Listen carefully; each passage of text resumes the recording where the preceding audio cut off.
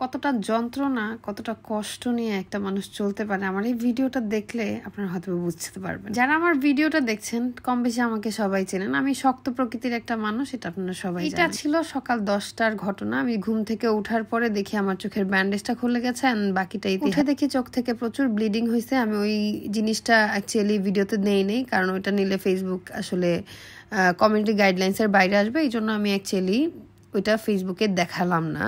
মোটামুটি ক্লিন করার পরই আমি চোখটা নিয়ে আসলাম।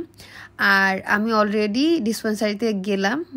ওরা ধরার পরে আমার মনে হয়েছে আমার জান বের হয়ে যাবে। ওরা মোটামুটি একটা ক্লিন করে দিয়েছে। চোখটাকে এইভাবে যেতে এটার ভিতরের যে পয়জনটা বের করা কখনো করছেন? একটা ক্ষত জায়গাকে ক্ষত বিক্ষত করে দেওয়া নিজের হাতে, এটা আসলে অনেকেই পারে না। আমি নিজে পারি, আমি অনেক শক্ত মেয়ে। বিশ্বাস করেন, এটার ব্যথায় আমার জ্বর প্লাস দাঁতে ব্যথা, গলা ব্যথা প্লাস হচ্ছে মাথা ব্যথা, এবং কি এইটার কারণে আমার গালের এক সাইড টোটালি এই স্টিকারটা সরানোর পর দেখবেন ফুলা। আমি দুই সাইডটা একসাথে যখন দেখিয়ে দিব আপনাদের, তখনই আপনারা বুঝতে পারবেন যে আমার দুই সাইডের চিহ্ন দুই রকম। চোখের অবস্থাটা একবার দেখেন, বুঝতে পারবেন। নিজেকে আমার জায়গায় দাঁড়া করেন, তাহলে আরো বুঝতে পারবেন। সবচাইতে বড় কষ্টের ব্যাপার কি জানেন? আমি নিজে যতটা কষ্ট না পাইতেছি, আমার আত্মীয় স্বজন যতটা কষ্ট না পাইতেছে, আমার বাচ্চা যতটা আমার চোখের ইনফেকশনে কষ্ট না পাইতেছে, আমার কিছু ভিউয়ার্স আর কিছু সেলার আপুরা তো অবশ্যই আমার এই ইনফেকশনে এত কষ্ট পাইছে, যারা কিনা নিজেদেরকে কন্ট্রোল না করতে পেরে নিজের ফেসবুক পেজে আমাকে নিয়ে স্ট্যাটাস দেওয়া শুরু করছে। এই যে ভ্যাসলিনের বোতলটা আছে না, এটা না একটা ভ্যাসলিনের বোতল, একদম পিচ্ছল নরম হয়ে যায় সবকিছু দিলে। মনটা চায় হ্যাঁ মনের ভিতরে এই ইয়েটা লাগাই দিতে পারতাম, তাইলে একদম পিছলা নরম হয়ে যেত মনটা। দেখেন, আমি এইটার থেকে একটু নিয়ে ভ্যাসলিন ঠোঁটেও লাগাই নিলাম। অ্যান্ড এরপরই মানে আমার মোটামুটি ক্লিন করা ডান, নিজে নিজে ক্লিন করে ফেলছি চোখটা। এরপর অ্যাকচুয়ালি আমি আবার ডিসপেন্সারিতে যাব এটা ব্যান্ডেজ করতে, এটার উপরে আর কিছু মেডিসিন লাগায় দেন আমাকে ওরা ব্যান্ডেজ করে দিবে। আচ্ছা বলেন তো, এত কিছু করার পর, এত কষ্ট করার পরও আমি লাইভে দাঁড়াই কেন? আমি লাইভে দাঁড়াই এটার কারণ হচ্ছে গিয়ে আমার ভালো লাগে আপনাদেরকে, আমি বাসায় বসে থাকতে পারি না। এবং আল্লাহর রহমতে আমার টোটাল প্রায় আমরা এখন 38 জনের একটা ফুল ফ্যামিলি। কালেকশন এখন টোটাল আমরা 38 জন কাজ করি। আমি যদি 7 days বসে থাকি, অটোমেটিক্যালি আমার কোম্পানির লস হবে। এখন ব্যবসা বাণিজ্যের অবস্থা খুবই ডাউন যাচ্ছে, কারণ দেশের অবস্থা ভালো না। তবে আলহামদুলিল্লাহ আমার খুব ভালো যায় অল টাইমই, কারণ আপুরা আমাকে অনেক ভালোবাসে। এই কারণে আমি আসলে একটু কষ্ট হলেও আমি লাইভে দাঁড়িয়ে গিয়েছি, এবং আমার প্রপার কাজ যেগুলো আছে সেগুলো আমি করেছি। কিন্তু বলে না, মার চেয়ে মাসির দরদ বেশি।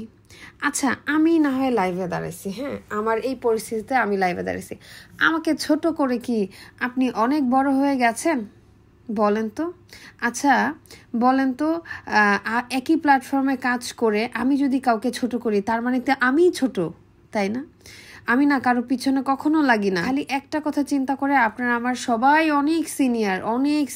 ক্রিয়েটিভিটি দিয়ে আপনাদের সাথে আমি এখন টোটালি বিট করে আপনাদের অনেক আগে আলহামদুলিল্লাহ আমাকে আল্লাহ নিয়ে গিয়েছে। সেটার জন্য নিজেকে কখনোই অনেক বড় কিছু মনে করি নাই, আই প্রমিস কখনো করবো না। কিন্তু আসলে মুখ থেকে অনেক সময় অনেক কথা বের হয়ে যায়, কিছু করার থাকে না। কারণ আপনি যেই পরিমাণে মানে কথা বলছেন বা যেই পরিমাণে স্ট্যাটাস দিয়েছেন, সো এরপরে অ্যাকচুয়ালি আমার কিছু একটা আপনাকে বলা উচিত ছিল।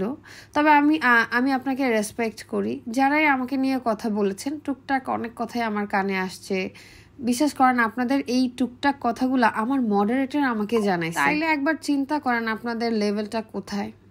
আমার মডারেটর লেভেলে এখনো আপনারা পড়ে আছেন। আমি লেভেল পর্যন্ত আসতে আপনাদের অনেক সময় লাগবে। একটা জিনিস মনে রাখবেন, কখনো নদীর হাঙর কখনো পুঁটি মাছ নিয়ে চিন্তা করে না, ঠিক আছে?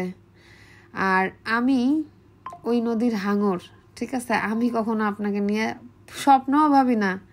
আমি আপনার স্ট্যাটাস, আপনাদের এইসব চুলাচুলি কুচাকুচি এগুলা দেখার পরে আমি জাস্ট হাসছি কতক্ষণ, আর বলছি যে ফ্রি অ্যাডভার্টাইজমেন্ট করতেছে আমার। আলহামদুলিল্লাহ, দেখেন আমার এই চোখ নিয়েও আমি কি পরিমাণে কাজ করছি। আর আপনাদের হাত পা নাক কান চোখ সব ঠিক থাকার পরও আপনারা একটা লাইভ করতে পারেন না।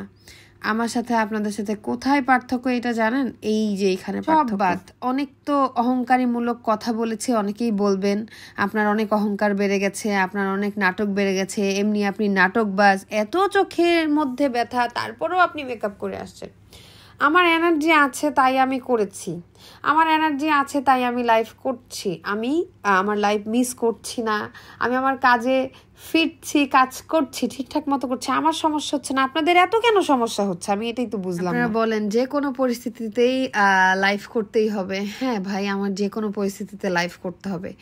এটার কারণ হচ্ছে গিয়ে আপনি আপনার নিজ থেকে আমাকে বিচার করছেন, সেটা অ্যাকচুয়ালি আমি না, ঠিক আছে?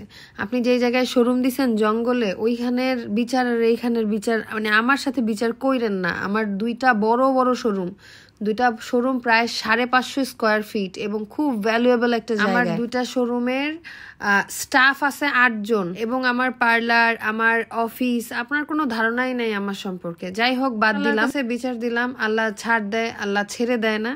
আপনার বিচারও হবে ইনশাআল্লাহ। আমার তো একটাই নিয়ত সবসময়, আমি আল্লাহর কাছে বিচার দেই, আমি অন্য কাউকে কিচ্ছু বলবো না। আল্লাহ ভরসা, আল্লাহর উপরে ছাইরা দিলাম। ভালো থাকবেন সবাই, আল্লাহ হাফেজ।